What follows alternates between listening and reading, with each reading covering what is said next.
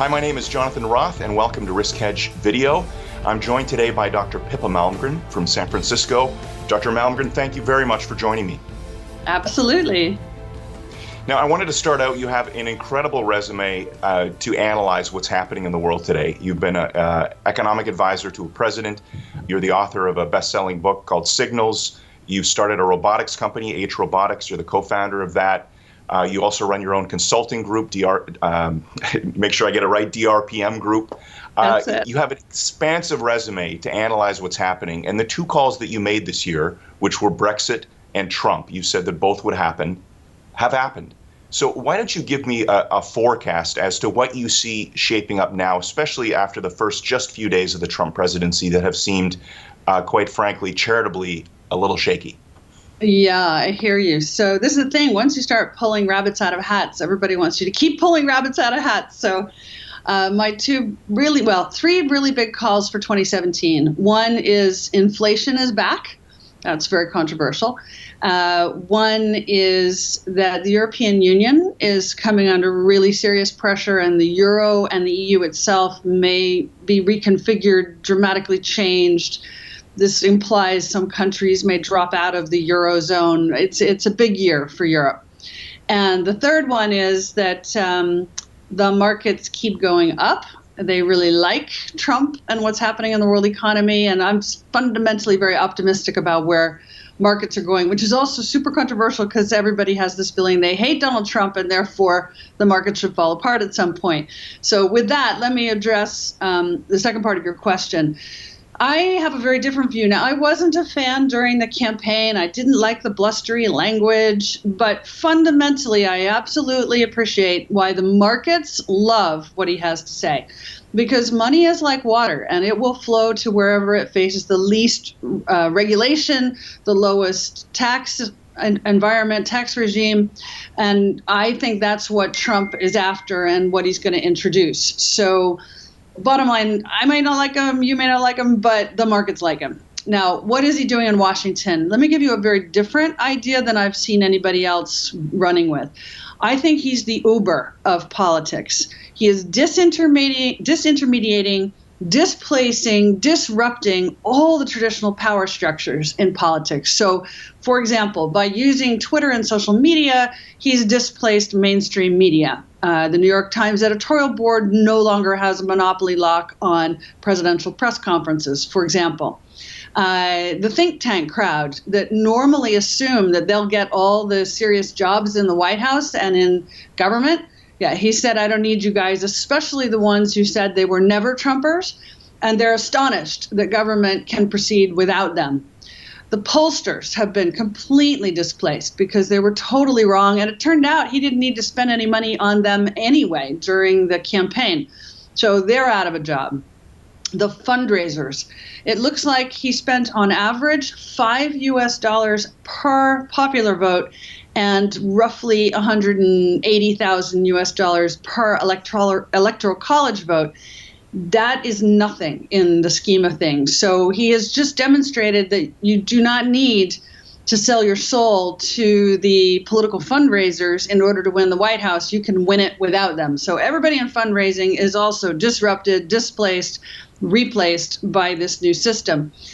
In his inauguration speech, he was also crystal clear that he is not in Washington as a Republican, not as a Democrat, not as a member of the traditional party structure. And so he has displaced the political parties. And in fact, he went further and basically said, I'm disintermediating Washington.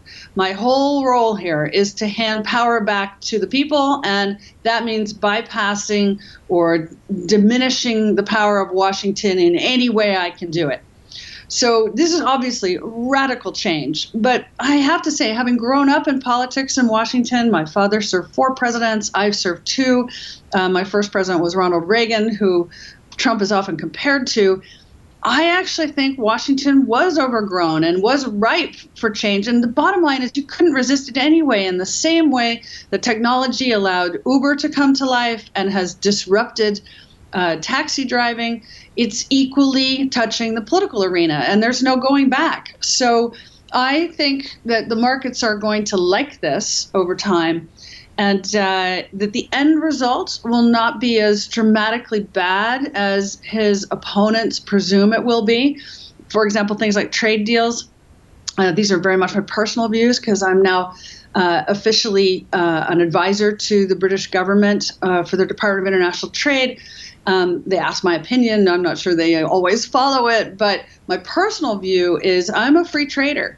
But I think that renegotiating NAFTA in such a way that it might, not definitely, but it might include new relationships with Britain, Australia, Mexico, India, Canada, might not be as much of a disaster as some people seem to be presuming right now. So I am prepared to give this new president the benefit of the doubt, even though I don't like a single thing he has to say about women, minorities, lots of other subjects. But at the end of the day, as an investor, I have to say I see why the markets like him.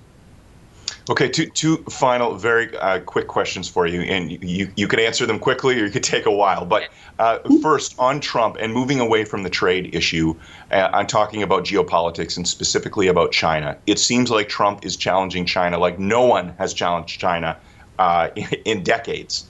Where do you see that playing out? Because some of the words being tossed around here, China essentially said, if you want to do what you're saying you want to do in the South China Sea, you're going to have to wage war. I mean, these are fighting words. So how do you see things playing out there? So, in a nutshell, we've had incredible confrontation already between the U.S. and China under Obama. It just wasn't as visible to the general public. We've had an incredible number of military incidents involving our naval vessels, their naval vessels, our spy planes, their fighter jets. I mean, we are nose to nose with China on day one because we've already been there for the last 2 or 3 years. And I think it's important. It's just that the public is only just registered how confrontational the situation is. But the fact is, it's been like this for a while. The second thing is, I think Trump is genuinely a negotiator, a deal maker kind of guy. And I think the deal in play is I'll threaten to hit you with 35% tariff, which, by the way, the Obama and the Bush team that I worked with, we all threatened that. Just nobody thought we would actually do it. But they knew that that was an issue then and that they might be named a currency manipulator. But what Trump is now saying is, well, we'll threaten to whack you with that, but now let's have a talk about some other things like South China Sea. Like, would China invest in any U.S. infrastructure, which is frankly what the Chinese want to invest in and what Trump needs them to invest in.